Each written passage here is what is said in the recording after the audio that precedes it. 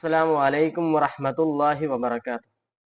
അൽഹംദുലില്ലാഹ് വസ്സലാത്തു വസ്സലാമു അലാ റസൂലില്ലാഹ് വഅലാ ആലിഹി വസഹ്ബിഹി അജ്മഈൻ അമ്മാ ബഅദ്.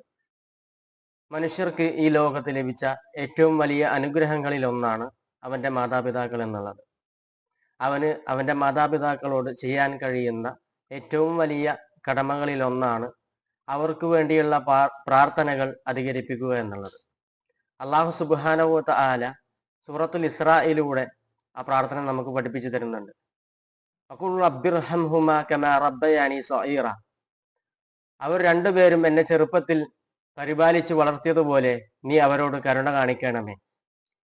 ഈ പ്രാർത്ഥന നാം നമ്മുടെ ജീവിതത്തിൽ എന്നും തുടരാൻ ശ്രമിക്കേണ്ടതുണ്ട്. നമ്മയും നമ്മുടെ രക്ഷിതാക്കളെയും അല്ലാഹു സുബ്ഹാനഹു വ തആല നാളെ സ്വർഗത്തിൽ ഒത്തുചേർക്കുമാറാകട്ടെ.